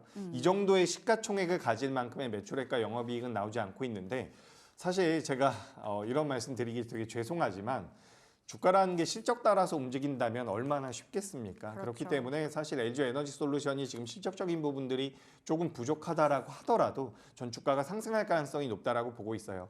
아까 전에 뭐 제가 잠깐 말씀드렸던 것처럼 지금 에코프로비엠이라든지 다른 기업들 같은 경우는 목표 주가가 하향이 되고 있거든요. 근데 LG 에너지 솔루션 제가 찾아보니까 51만 원 목표가로 하고 있는 레포트가 나오더라고요. 근데 저는 51만 원까지는 조금 무리지 않을까라고 생각을 하는데 지금부터 올라갈 가능성은 분명히 있다라고 보고 있습니다. 네. 어쨌든 뭐 미국에서 중국을 규제한다라는 부분들 그리고 전기차의 캐즘을 극복하기 위해서 유럽 쪽에서 또 매출이 많이 나올 수 있는 구간들이 있거든요. 그러니까 유럽 쪽에서 정책적으로 푸시를 들어간다라고 한다면 우리나라 배터리 기업들이 또 유럽 쪽에서의 그 지분율이 점유율이 40%에서 50% 정도가 나와요. 그래서 유럽 시장이 성장한다라고 한다면 다시 한번 되반등을 한다라고 한다면 우리나라 2차 전지 기업들, 2차 전지 관련주들 전 주가 흐름이 개선될 가능성이 높다라고 보고 있고 네. LG 에너지 솔루션 같은 경우도 뭐 공격적인 투자는 지금 저점 대비해서 보시면 아시겠지만 31만 원에서 41만 원까지 올라왔거든요. 20%. 30% 정도가 올라온 거라서 조정 좀 받으면 접근하시는 게 어떨까라는 의견 드리겠습니다. 알겠습니다. 2차 전지 전략을 짜주셨네요. 어느 정도 수익을 보고 있으시다면 챙기면서 그렇지 않다면 종목을 좀 선별해서 접근해야 된다 말씀 주셨는데 그럼 오늘 탑픽 궁금합니다. 예, 이제 2차 전지 종목군들도 약간 쇼티지가 나오는 쪽으로 자금이 많이 들어왔다라고 생각을 하고 있어요. 에코프로 머티라든지 에코앤드림 이런 기업들로 자금이 좀 들어왔고 실리콘 음극재 같은 경우도 자금이 좀 들어왔었는데 지금 장비주들 같은 경우는 거의 못 움직였거든요. 그래서 저는 오랜만에 장비주에 대한 관심이 좀 필요하지 않을까라고 생각이 돼서 CIS라는 기업을 좀 준비를 해왔습니다. CIS. 전극 공정과 관련되어 있는 장비를 제조하는 기업이다라고 보시면 좋을 것 같은데 이 회사 같은 경우는 2023년도에도 실적이 굉장히 좋았습니다. 그러니까 2023년도에도 전기차 쪽에 대한 모멘텀, 2차 전지 쪽에 대한 모멘텀들이 안 좋으면서 관련 기업들의 실적이 안 좋다. 2024년도에도 실적이 안 좋다라는 이야기들이 있었는데 CIS 같은 경우는 계속해서 실적이 좋았어요. 수주 잔고가 굉장히 많이 채워져 있는 상황이거든요. 그래서 CIS는 이제 장비 쪽 전극 공정과 관련되어 있는 모멘텀 추가적으로 전고체와 관련되어 있는 소재 쪽에 대한 모멘텀도 가지고 가고 있다라고 보시면 좋을 것 같습니다. 그래서 지금 9,850원인데 목표가는 12,000원, 손절가는 8,500원 의견 드리겠습니다. 네, 2차 전지 탑픽은 CIS 받아봤고요. 오늘장 전략 챙겨볼게요. 네, 오늘은 앞서서도 제가 계속해서 언급을 드렸는데 지금 수출입 동향이 나왔어요. 반도체도 나왔고요, 2차 전지도 나왔고 여러 가지가 나왔는데 이 수출입 동향이 어떻게 나왔던지 간에 네. 우리나라 기업들이 어디로 반응을 하느냐가 중요할 것 같습니다. 반도체가 수출입 동향이 잘 나왔는데 안 나왔는데 그것도 중요하지만 그에 따라서 우리나라 기업들이 어떻게 움직이는지가 굉장히 중요하겠죠. 그래서 오늘 반도체와 반도체 방향성 체크해 보시는 게 어떨까. 다른 업종들은 저는 괜찮다라고 보고 있거든요. 그래서 네. 반도체가 가장 중요하지 않을까 이렇게 의견 드리겠습니다. 알겠습니다. 수출입 동향에 따른 반도체 방향 체크 오늘장 전략으로 받아보면서 여기서 인사드릴게요. 나도 투자자문 이재규 본부장 함께했습니다. 말씀 고맙습니다.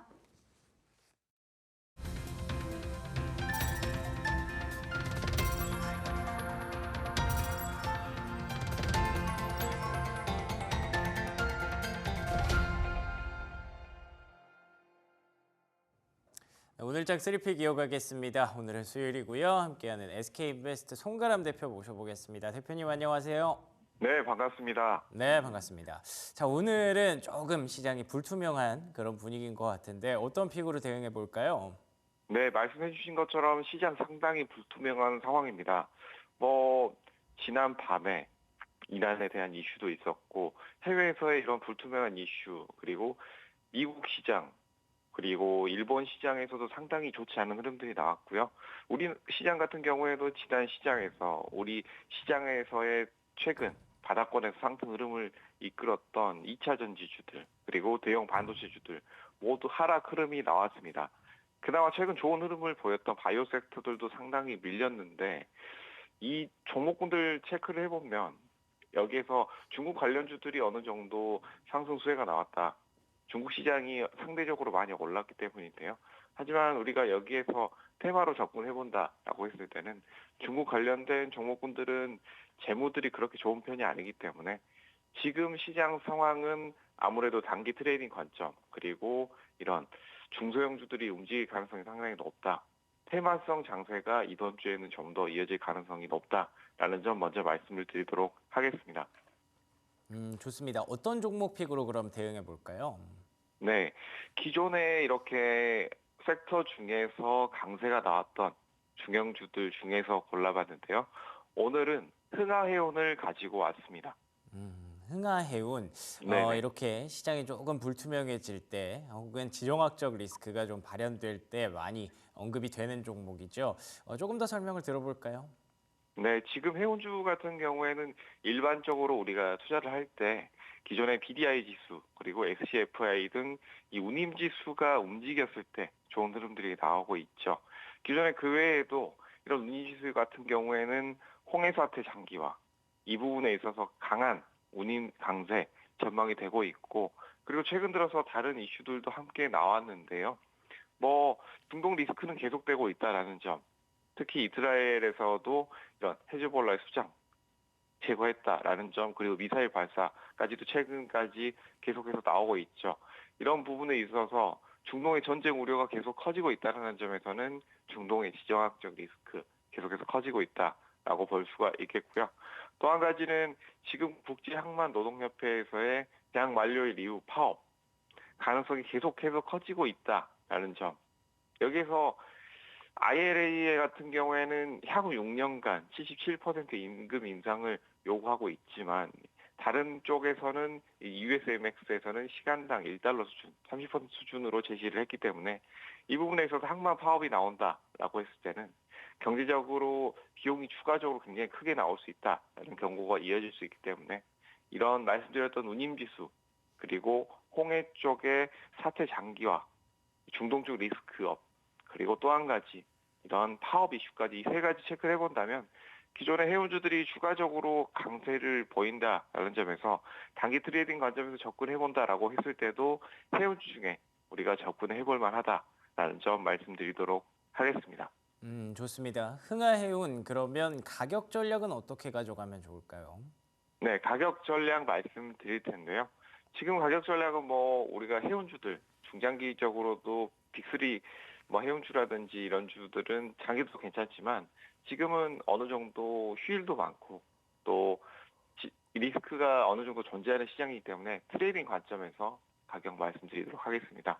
매수가는 4,400원, 목표가 4,850원, 선절가 4,200원 제시해드리도록 하겠습니다.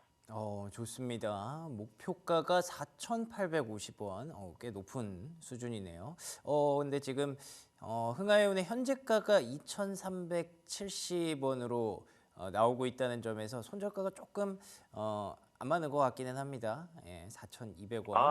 다시 한번 말씀드리면 예, 제가 예, 한번 말씀 정리를 다시 가격대를 해주실까요? 살짝 말씀을 잘못 드렸는데 예. 앞에서 매수가는 현재가 부분 2,300원 네네. 그리고 목표가는 여기에서 2,850원일까요? 네네 네네. 2,850원 그리고 선절가도 2,200원으로 정정해 드리도록 하겠습니다. 앞에서 이 맨 앞자리 숫자만 바꾸시면 될 것 같습니다. 네네네, 좋습니다. 2,850원과 손절가 2,200원으로 다시 한번 정리해 보도록 하겠습니다. 워낙에 네. 단기적으로 변동성이 큰 종목이니까 단기적으로 조금 타이트하게 목표가 손절가 잡아주셨네요. 송가람 대표와 얘기 나눠봤습니다. 대표님 고맙습니다.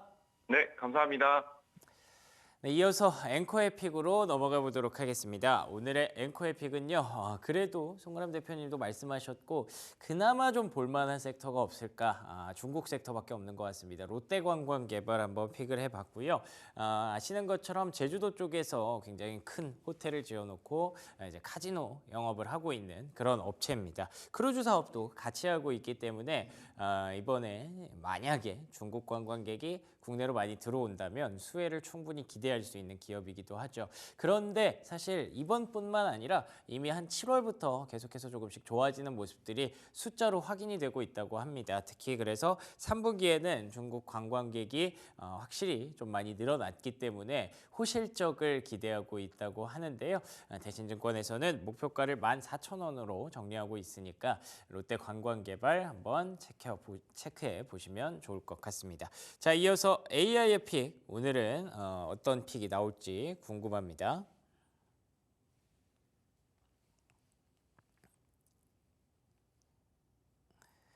간밤에 뉴욕 증시가 지정학적 불확실성과 해운 파업 이슈로 하락했어. 그런데 중국 관련 ADR 관련주들은 여전히 강세를 보였는데 이럴 때 코스피에서는 어떤 종목으로 대응하면 좋을지 한 종목만 추천해줘. 이럴 때는 중국 소비주와 연관된 종목이 좋을 것 같아요. 화장품 업종인 아모레퍼시픽을 고려해보세요. 중국 수요 회복에 따라 긍정적인 영향을 받을 수 있을 거예요. 좋습니다. 로딩은 조금 길지만 그래도 약간 대답은 좀 빨라졌으니까 여러분들 앞으로도 참고해 주시고요. 아모레퍼시픽 이럴 때는 중국 소비주가 대안이 될 수 있다라는 점 얘기를 해줬네요. 오늘도 중국 수혜주 계속 이어질 수 있을지 기대해 보겠습니다. 자, 오늘의 3픽 흥하해운 롯데관광개발 아모레퍼시픽으로 정리해 보겠습니다. 조성우의 투자의 맛으로 이어갑니다.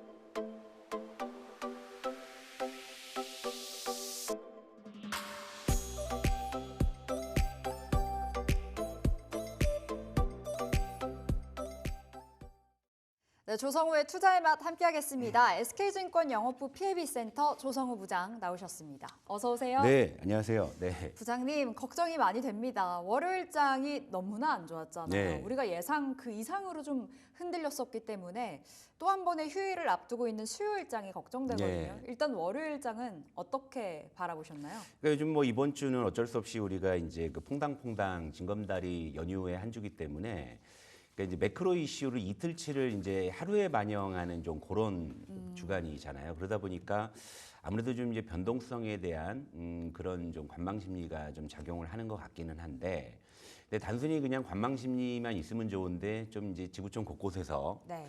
이런저런 노이즈들이 좀 발생하고 있는 이런 상황이네요. 일단 좀 볼게요. 일단 뭐 그저께죠. 월요일에 우리 시장을 종합을 해보면. 그러니까 제가 이제 월요일 아침에 좀 오늘 시장 전망을 할 때 좀 그 니케이 지수 선물 급락을 조금 말씀을 드렸는데 장초반에 좀 니케이 지수가 이제 급락 출발을 하면서 이제 거기에 좀 동조화된 측면이 있었고 그에 따른 어떤 약세 흐름들이 좀 전개가 되는 이제 그런 양상이었는데, 근데 그런 정도로만 끝나면 좋은데 또 이제 오후장 들어서 이제 낙폭이 좀 커지는 그런 모습. 그러니까 요즘 우리 시장에 오후장 들어서 이제 갑자기 좀 시황이 좀 급변하는 일들이 좀 자주 발생을 하는데 좀 그런 연장선상에서 좀 해석할 수 있을 것 같고요.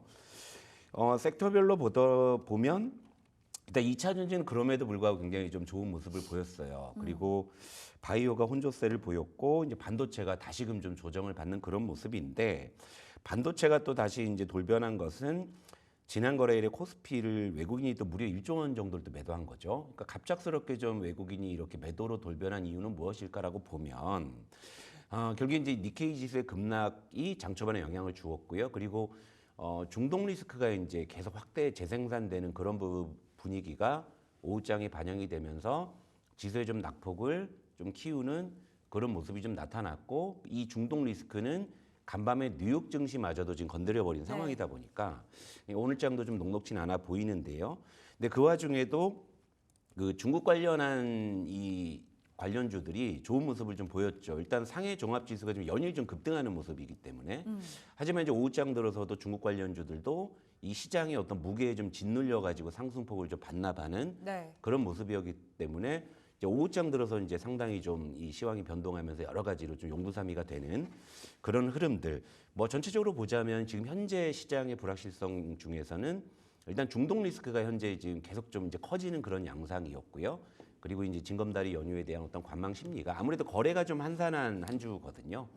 그러다 보니까 아무래도 이제 좀 어떤 좀 돌발 어떤 변동성에 따른 매도가 있더라도 그걸 받아줄 수 있는 지금 거래가 좀 한산하다는 측면들이 조금 더 이제 변동성을 좀 야기한 원인이 아닌가 이렇게 좀 볼 수가 있을 것 같습니다. 진짜 말씀대로 매크로 이슈를 우리는 하루 만에 반영을 해내다 보니 시장 자체에 좀 충격이 좀 더 큰 것 같은데요. 일단 오늘장 어떻게 또 해석이 되는지가 궁금해지는데, 시장 안에서 좀 잘 선방해주는 섹터 그 안에 2차 전지가 네. 있더라고요. 2차 전지의 약진은 어떻게 살펴보세요? 그 2차 전지는 지난 시간에도 이제 9월을 리뷰할 때도 좀 군계일하게 그런 모습이었는데 9월의 마지막 날 역시도 좀 2차 전지는 굉장히 좀 좋은 흐름을 좀 보여주었기 때문에요. 2차 전지에 대해서 좀 디테일하게 봐야 될 게 있는데, 왜냐하면 이제 계속 좋으니까 이제 앞으로도 좋을 것이라는 좀 맹목적인 기대 심리도 분명히 있을 것 같아서 현재 상황에서 우리가 이제 좋은 면과 이제 좀 걱정되는 면을 좀 같이 봐야 될 필요가 있을 것 같습니다. 그래서 2차 전지를 한번 정리해 보자면,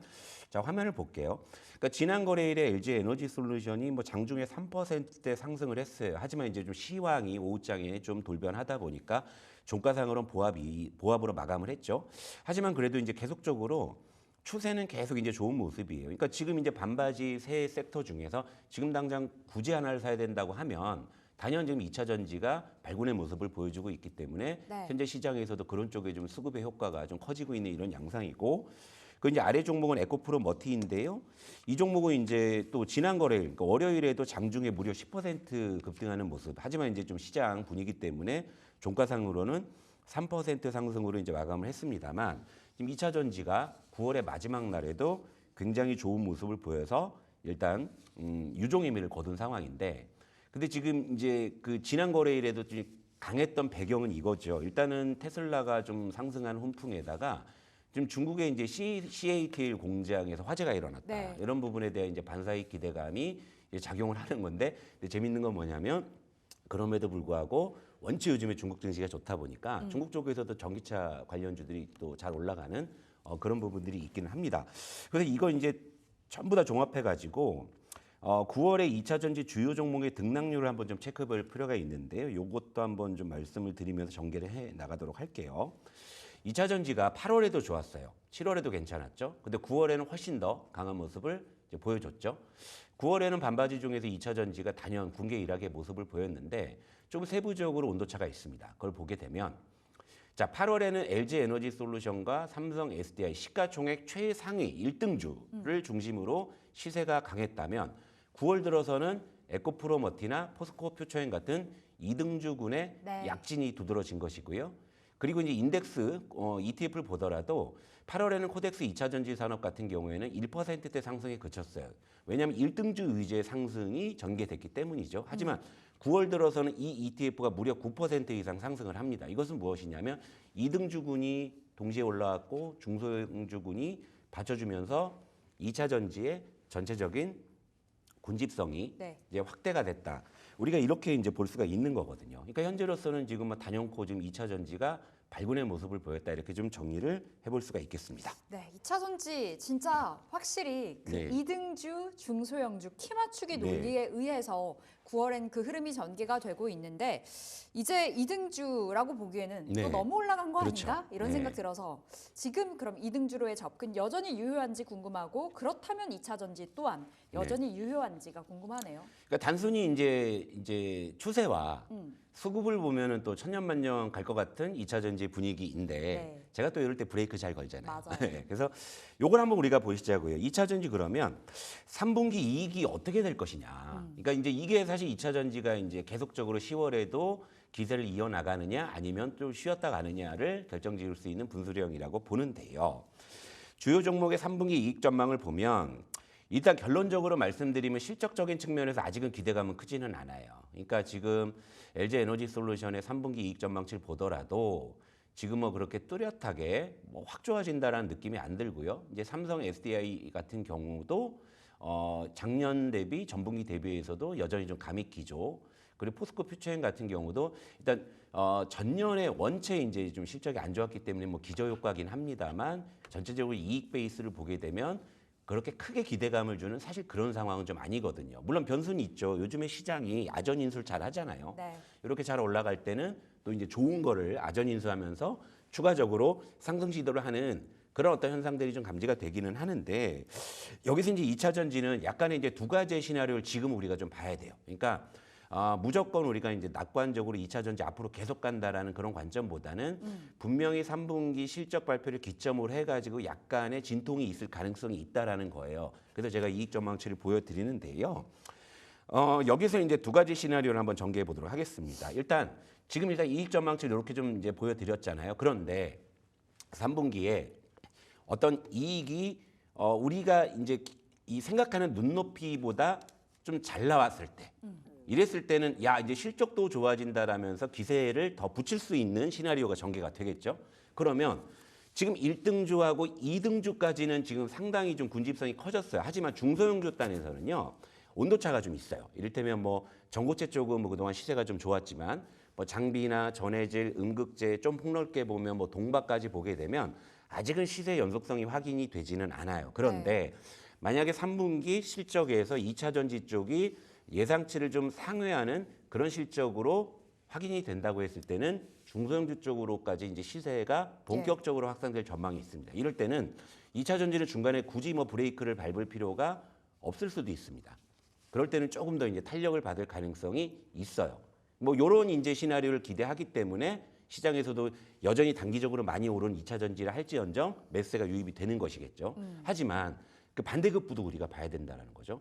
만약에 실적 눈높이가 안 맞았을 때, 물론 이제 그렇게 기대감이 크지는 않은데, 네. 근데 그럼에도 불구하고 그 기대감마저도 이 낮은 기대감마저도 충족시키지 못한다고 했을 때는 그러면 이제 단기적으로 기간 조정은 불가피하지 않느냐 이런 생각이 많이 들거든요. 보세요. 지금 또 이제 매크로 쪽에서 막 중동 리스크니 뭐니 해가지고 불거지면서 이제 매크로 쪽에 조금 이제 하방 압력이 있는 그런 상황에서 만약에 이제 그런 변동성이 확대됐을 때 주식 비중을 줄여야 되는 어떤 그런 타이밍이 왔다고 했을 때 지금 시점에서 뭘 줄이냐는 얘기예요. 2차 전지죠. 왜? 단기 제일 많이 올랐으니까. 그러니까 그런 어떤 경우라고 하면 기간 조정은 불가피할 수밖에 없는 것이죠. 그럼 실적 시즌 전후에 세론의 어떤 그런 가능성을 우리가 경계를 해야 되는데 네. 그럼 역설적으로 우리 이렇게 또 해석할 수가 있죠. 제가 뭐 투자에만 처음 시작할 때 6월, 7월 지난 여름에 2차 전지 되게 좀 많이 말씀을 드렸는데 지금 많이 올랐잖아요. 근데 아직까지도 2차 전지 쪽에 포트에 좀 없으신 분들은 이걸 지금 따라가야 되냐 말아야 되냐 또 고민스러운 구간이기도 해요.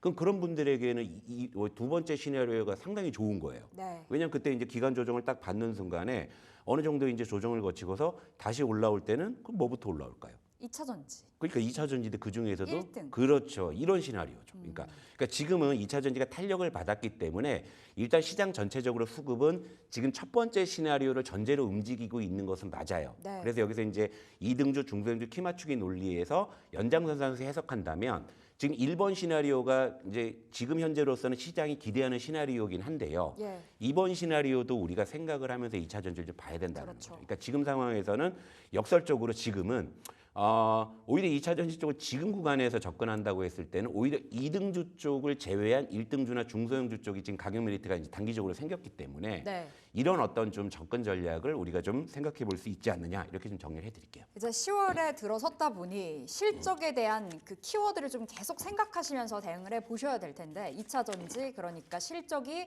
우리의 눈높이에 맞는다면 맞지 않는다면 시나리오별로 좀 포트 전략을 다시 한번 재편해 볼 필요가 있겠습니다. 만약에 잘 나온다면 역시나 군집성으로 중소형 단까지 이 시세 온기가 퍼질 수 있고 그게 아니라면 다시금 1차 1등주로 그러니까 좀 1등주 보면서 네. 시세가 어떻게 이어지는가 네, 좀 그렇죠. 판단해야 네. 된다라는 쪽으로 접근해 주셨고요. 시장 안에서 핫했던 쪽 네이버도 살펴보겠습니다. 이제 특징주로 볼 수 있을 텐데 자사주 관련해서 이슈가 있었거든요. 주주 환원 정책 4천억 원 규모의 정책을 발표하면서 월요일에 4%대 급등 나왔다가 네. 시장이 안 좋아서 그런 걸까요? 이거 네. 반락하더라고요. 예, 뭐 시장이 오후장에 이제 급변했기 때문에 근데 그 장초반에 이제 네이버의 그 자사주 매입 소각 이슈는 상당히 장초반에 강하게 이제 반영이 됐었는데요. 일단 화면을 보실게요.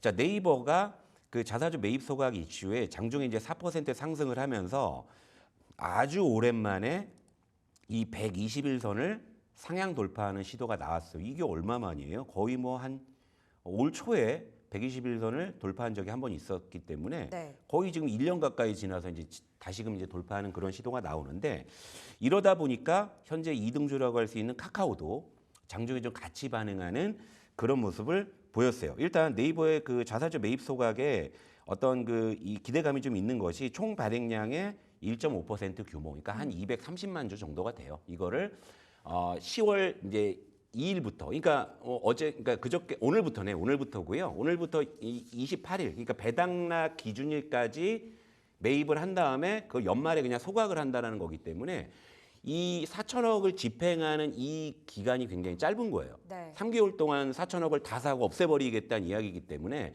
물론 이제 지난 거래일에는 시장 분위기 때문에 좀 용두사미가 됐지만 연말에 아무래도 이런 부분들은 좀 수급적으로 분명히 좀 반영이 되지 않을까 좀 이렇게 보고 있는데 근데 네이버가 이렇게 좀 공격적으로 자사주 매입 소각을 발표한 그 배경을 보게 되면 전 사실 좀 충분히 납득이 되는 게 네이버의 최근 5년 동안의 실적 추이를 보게 되면은 여러분들도 의아하실 거예요. 왜 안 올랐을까? 그러니까 실적이 굉장히 좋아졌어요. 그러니까 사실 전 네이버 여러분들 보시면 뭐 앞으로 무슨 뭐 인공지능에 대해서 무슨 뭐 실적 가시성이 뭐 관건이다. 뭐가 관건이다, 뭐가 관건이다, 뭐 라인 뭐 매각 이슈 뭐가 관건이다. 항상 네이버는 그 안 좋은 소식들이 많았던 걸로 기억을 하시는데 네. 정작 이 친구 성적표를 보게 되면은 5년간 지금 계속 지금 사상 최대 실적을 경신하는 기조거든요. 근데 시가총액 탑 10건에 있는 그런 종목 중에서 최근 5년 동안 이런 실적 기조 보여준 종목은 현대차밖에 없었어요. 그런데 네이버가 왜 이렇게 이런 보여주는 실적에 비해서 형편없이 주가가 저평가돼 있을까? 올해도 지금 22% 정도 하락하고 있는 것이고 올해 예상 PER이 한 17배 정도 나오는데 이게 네. 최근 5년 내 최저 밸류에이션이거든요. 그러니까 회사 측에서도 이건 진짜 말도 안 되는 저평가다라는 그런 인식에서 자사주 매입과 소각에 대한 어떤 그런 카드를 꺼내든 게 아닌가죠. 이렇게 좀 평가를 해볼 수가 있을 것 같아요. 네이버 근데 진짜 우리 부장님께서 AI 소프트웨어 이제 네. 봐야 된다 했을 때 탑픽 중에 하나가 네. 또 네이버였었거든요. 그럼 여전히 그 탑픽은 유효하신가요? AI 소프트웨어라는 모멘텀이 네이버의 주가를 추세적으로 올릴 거라는 시나리오를 가지고 있죠. 네. 하지만 지금 현재 네이버가 보여주고 있는 이 밸류에이션만 가지고도 너무 저평가이기 때문에 전 네이버에 대해서는 상당히 긍정적인데요. 자, 요거 한번 볼게요. 자, 네이버 차트를 보시게 되면 아까 보여드린 그런 실적 기조에 비해서 주가는 너무 지금 안 어울리는 그런 구간에 있는 이런 상황이잖아요. 자, 실적 보여드렸잖아요. 자, 저평가 돼 있는 거 보여드렸죠. 거기다가 이제 주주 친화 정책까지 이제 끄집어냈죠. 지금 현재 주가가 오를 수 있는 모멘텀들은 계속 쌓여가고 있는 이런 상황이죠. 하지만 이제 네이버가 본격적으로 올라가려면 결국 이제 AI 소프트웨어 쪽에 대한 모멘텀이 본격화되는 시점이긴 한데 가격적으로는 지금 너무 매력적이라는 거죠. 그러니까 제가 이런 논리를 제시해 드릴게요. 자, 이 화면은 코스피 시가총액 최상위 종목들을 쭉 줄 세우는 이제 그런 화면이긴 한데요. 뭐 삼성전자, SK하이닉스, LG에너지솔루션 등등의 이런 종목들이 있어요. 그런데 그냥 직관적으로 자, 6월 달에는 또 이 중에서 제가 최선호주가 달랐죠. 네. 7월도 달랐죠. 8월도 달랐어요. 근데 9월 들어서는 이제 얘들 중에서는 제가 조금 이등주 쪽으로 잠깐 외도를 하고 있는 상황인데 현재 시점에서 코스피 시가총액 최상단에서 너 뭐 살래? 그럼 지금은 저는 네이버가 가장 매력적이라는 그래요? 생각이 들어요. 단순히 AI 소프트웨어라는 그런 모멘텀뿐만이 아니라 전체적으로 예를 들면 우리 객장에 뭐 자산이 있으신 분들이 뭐 저한테 뭐 사면 좋겠냐라고 물어보신다면 6월에 달랐고 7월에 달랐고 8월에 달랐거든요. 왜냐하면 그분들은 시가총액 최상위 종목들 위주로 사시는 분들이니까. 네. 또 지금 네이버란 말씀을 드릴 수 있을 오. 정도의 그런 구간이 아니라 이렇게 말씀드릴 수 있을 것 같아요. 여전하십니다. 네이버에 대한 시각은 여전히 유효한 관점에서 풀어주셨고 거의 탑픽이겠네요. 네. AI 소프트웨어 안에서도 네이버 탑픽으로 가져가 보시면 되겠습니다. 원체 이제 부장님께서 강조 주셨던 섹터들, 종목들의 그 흐름이 맞아 떨어지고 있는데 그 중에 하나가 또 로봇이거든요. 네. 확실히 로봇이 하반기 들어가면서 달라졌습니다. 네. 어떻게 보세요? 짧게 말씀을 드리면 네. 로봇주. 자, 레인보우 로보틱스가 지난 거래일에 장중에 5% 상승을 했는데 근데 이 친구는 장후반에 시황이 변동되더라도 상승폭을 제법 지켰습니다. 2.8% 정도 상승을 했고요. 아래는 엔젤 로보틱스인데 뭐 전일에도 일단 뭐 3%대 상승 시도를 했는데 일단 9월 중순에 이 상한가를 기록했던 이 가격 레벨을 계속 지켜주고 있다라는 거. 이건 뭐냐면 로봇주 전반적으로는 지금 굉장히 이제 하방 경직을 갖고 있다라는 거죠. 그리고 다른 종목도 한번 보실까요? 자, 두산 로보틱스 대장주라고 할 수 있죠. 자, 여전히 하방 경직 가지고 있는 이런 상황이죠. 자, 이렌시스 같은 경우에는 어쨌건 간에 추세를 좀 올려가고 있는 이런 상황. 그러니까 로봇주가 지금 시장 대비해서는요. 굉장한 하방 경직성을 보여주면서 일부 종목군 중에서는 지금 상승 시도들이 나오고 있다라는 거죠. 그럼 로봇주가 그런데 여러분들이 기대하시는 그 로봇주의 기대 수익은 이 정도는 아니라는 걸 제가 너무나 잘 알아요. 이제 쭉쭉 뻗어나가는 그런 기대감으로 로봇주에 관심이 많으신 건 아는데 지금 로봇주 아직 그런 모습은 안 나오죠. 그런데 최근에 로봇주의 어떤 흐름이나 추이들을 살펴보게 되면 무언가를 기다리고 있다라는 느낌이 굉장히 좀 많이 든다라는 거예요. 그런 관점에서 본다고 했을 때는 로봇주에 대한 시나리오를 같이 말씀드릴게요. 자, 로봇주는 기본적으로 현재로서는 레인보우 로보틱스와 이렌시스를 지난번에도 한번 관심주로 말씀드렸는데 네. 여전히 같은 관점에서 지금 관심을 유지하도록 할 텐데 로봇주는 현재 이런 구간이라고 보시면 돼요. 어떤 이벤트, 그러니까 예를 들면 정부 정책이 될 수도 있고요. 아니면 매크로 쪽에서 로봇 관련한 무언가 큰 어떤 간판이 떠올랐을 때, 그랬을 때 유동성이 유입이 된다면 그때 비로소 본격적으로 탄력을 붙일 수 있는 그런 어떤 좀 구간이 아닌가 이렇게 보고 있으니까 로봇주는 지금은 저가 매수해 놓고 지금 일단 보유하고 계시면 그 시간의 어떤 영역에서 분명히 해결되는 시점이 나올 거다 이런 좀 생각을 말씀드릴 수가 있을 것 같아요. 알겠습니다. 로봇에 대해서 전략까지 챙겨주셨습니다. 일단은 매수 관점 유효하고 네. 시간을 기다리면서 대응을 해보도록 하겠고요. 자, 이제 오늘은 어떤 전략으로 시장을 바라볼까요? 오늘은 뭐 거두절미하고 뭐 중동 리스크가 불거졌기 때문에 오늘 아마 시장에서 움직이는 종목은 뭐 에너지 관련주, 뭐 해운주, 뭐 방산주 아마 이 정도일 것 같습니다. 그 외에 나머지 종목들은 뭐 여러 어떤 매크로 변수나 뭐 이런 것 때문에 쉽지는 않을 것 같아요. 그래서 오늘은 그냥 트레이딩을 하시겠다면 뭐 그쪽에만 관심을 가지시면 될 것 같고요. 그 외적인 부분들은 결국에는 네. 징검다리 연휴가 끝난 다음 주부터 다시 한번 좀 전열을 재정비해서 말씀을 드리면 좋을 것 같습니다. 알겠습니다. 오늘은 아무래도 중동 리스크, 간밤 뉴욕 증시도 중동 때문에 흔들렸기 때문에 오늘 국내 증시 안에서도 그러한 흐름이 전개되지 않을까 말씀 주셨네요. 자, 여기서 우리 부장님 보내드립니다. 말씀 고맙습니다.